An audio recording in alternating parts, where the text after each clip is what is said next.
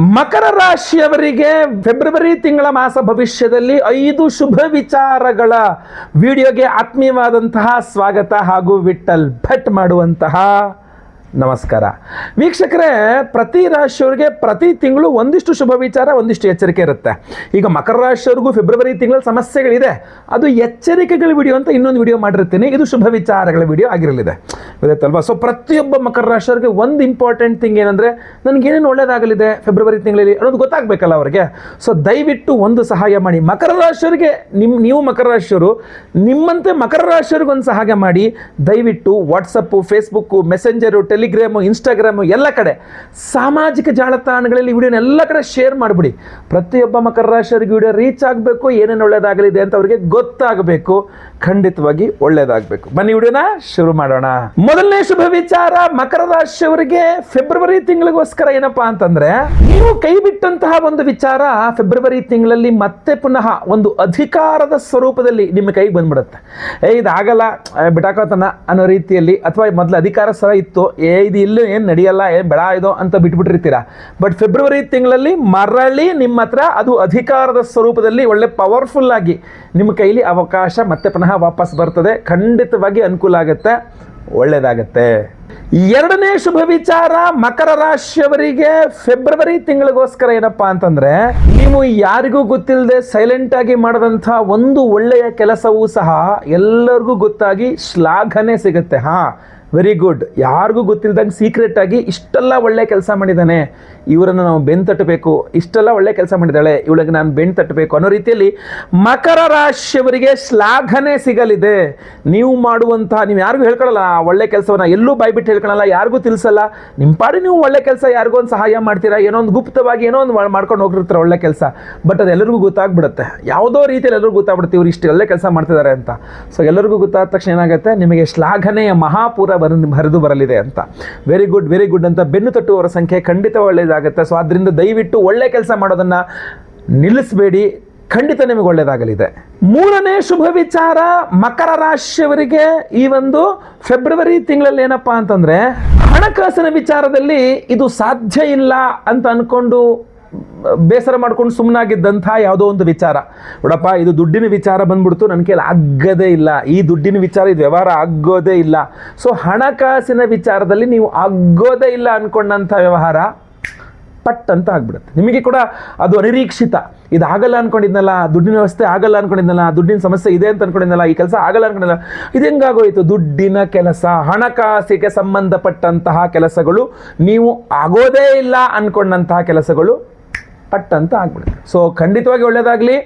ಅನಿರೀಕ್ಷಿತವಾಗಿ ನಿಮಗೆ ಏನೇನು ಕೆಲಸಗಳಾಗಿದೆ ಹಣಕಾಸಿಂದು, ಖಂಡಿತವಾಗಿ ಒಳ್ಳೆಯದಾಗಲಿ. ನಿಮಗೋಸ್ಕರ ವಿಶೇಷ ಪರಿಹಾರ, ವಿಶೇಷ ಪ್ರಸಾದ ವಿಡಿಯೋ ಎಂಡಲ್ಲಿ ಕಾಯ್ತಾ ಇದೆ, ದಯವಿಟ್ಟು ವಿಡಿಯೋ ಎಂಡ್ ತನಕ ನೋಡಿ. ನಾಲ್ಕನೇ ಶುಭ ವಿಚಾರ ಮಕರ ರಾಶಿಯವರಿಗೆ ಈ ಒಂದು ಫೆಬ್ರವರಿ ತಿಂಗಳಿಗೋಸ್ಕರ ಏನಪ್ಪಾ ಅಂತಂದ್ರೆ, ಹಿರಿಯರ ಸಲಹೆ, ಹಿರಿಯ ವ್ಯಕ್ತಿ, ಹಿರಿಯರು ಕೊಟ್ಟಂತಹ ಒಂದು ಸಲಹೆ ನಿಮ್ಮ ಜೀವನದ ಟರ್ನಿಂಗ್ ಪಾಯಿಂಟ್ ಆಗ್ಬಿಡ್ಬಹುದೇನೋ ಅಂತ ಅನ್ಸುತ್ತೆ. ನನಗೆ ಅವರು ಅವತ್ತಿನ ದಿವಸ ಆ ಮಾತು ಹೇಳಿ ಅದೊಂದು ಸಲಹೆ ಕೊಟ್ಟಿರಲಿಲ್ಲ ಅಂದರೆ ನಾನು ಏನೋ ಸಮಸ್ಯೆ ಮಾಡ್ಕೊಂಡ್ಬಿಡ್ತಿದ್ದೆ ಅಂತ ಮುಂದಿನ ದಿನಗಳಲ್ಲಿ ನೀವು ಹೇಳ್ಕೋಬಹುದು. ಸೊ ಹಿರಿಯರು ನಿಮಗೊಂದು ಸಲಹೆ ಕೊಡ್ತಾರೆ, ದೊಡ್ಡವರು. ಅವರ ಹಿರಿಯರು ಕೊಡುವ ಸಲಹೆಯನ್ನು ತಾತ್ಸಾರ ಮಾಡಬೇಡಿ. ಸೊ ಹಿರಿಯರು ನಿಮಗೆ ಕೊಡುವ ಸಲಹೆ, ಫೆಬ್ರವರಿ ತಿಂಗಳಲ್ಲಿ ಹಿರಿಯರು ನಿಮಗೆ ಕೊಡುವ ಸಲಹೆ ನಿಮ್ಮ ಜೀವನದ ಟರ್ನಿಂಗ್ ಪಾಯಿಂಟ್ ಆಗಿಬಿಡಬಹುದು. ಇನ್ನು 5-10 ವರ್ಷ ಆದರೂ ನೀವು ನೆನೆಸ್ಕೊಳ್ತೀರಾ, ಎಸ್ ಅವತ್ತು ಅವರು ಅದೊಂದು ಸಲಹೆ ಕೊಟ್ಟಿದ್ರು, ನಾನು ಅದರ ರೀತಿ ನಡ್ಕೊಂಡೆ, ಖಂಡಿತವಾಗಿ ನನಗೆ ಒಳ್ಳೇದಾಯಿತು, ಇಲ್ಲದ್ರೆ ಬಹಳ ಕಷ್ಟ ಆಗ್ಬಿಡ್ತಿತ್ತು ಅಂತ. ಒಳ್ಳೇದಾಗಲಿ. ಐದನೇ ಶುಭ ವಿಚಾರ ಮಕರ ರಾಶಿಯವರಿಗೆ ಫೆಬ್ರವರಿ ತಿಂಗಳಿಗೋಸ್ಕರ ಏನಪ್ಪಾ ಅಂತಂದ್ರೆ, ಭೂಮಿ, ಮನೆ ಅಥವಾ ಸ್ಥಿರಾಸ್ತಿಗಳೇನಿದೆಯಲ್ಲ, ಸ್ಥಿರಾಸ್ತಿ ವಿಚಾರಗಳಲ್ಲಿ ಮಕರ ರಾಶಿಯವರಿಗೆ ಒಂದು ಶುಭ ಸೂಚನೆ, ಒಳ್ಳೆಯ ಸಮಾಚಾರ, ಒಳ್ಳೆಯದೇನೋ ಆಗಲಿದೆ ಅಂತ ಕಂಡು ಬರ್ತಾ ಇದೆ. ಮಕರ ರಾಶಿಯವರಿಗೆ ಭೂಮಿ ವಿಚಾರ, ಸ್ಥಿರಾಸ್ತಿ ವಿಚಾರ, ಪಿತ್ರಾರ್ಜಿತ ಆಸ್ತಿ ಇರ್ಬೋದು, ಯಾವುದೇ ಇರ್ಬೋದು. ಸೊ ಇಂತಹ ವಿಚಾರಗಳಲ್ಲಿ ಒಂದು ಶುಭ ಸುದ್ದಿ ಸಿಗುವ ಸಾಧ್ಯತೆ ಇದೆ. ಸೊ ಶುಭ ಎಲ್ಲ ಕಡೆ ಇರುತ್ತೆ, ನೀವು ಪ್ರಯತ್ನ ಮಾಡಿ, ದೇವತಾರಾಧನೆ, ಪುನಸ್ಕಾರ, ಪ್ರಾರ್ಥನೆ ಇತ್ಯಾದಿಗಳ ಪರಿಹಾರಗಳು ಮಾಡ್ಕೊಂಡು ನೀವು ಪಡ್ಕೊಳ್ಬೇಕು.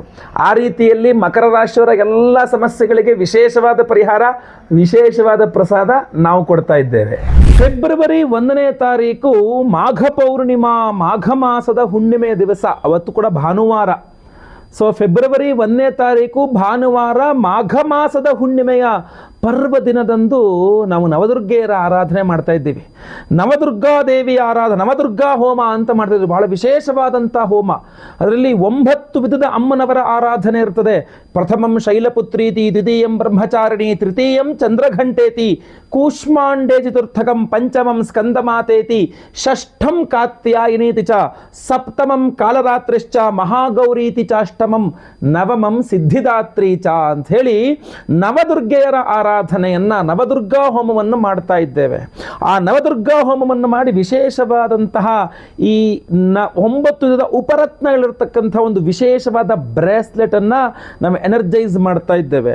ಇದರಲ್ಲಿ ಒಟ್ಟು 10 ವಿಧದ ಉಪರತ್ನಗಳನ್ನು ನೀವು ಕಾಣಬಹುದು. ಅದರಲ್ಲಿ ಶ್ವೇತಾರ್ಕ ರತ್ನಗಳನ್ನು ಜಾಸ್ತಿ ಇದೆ.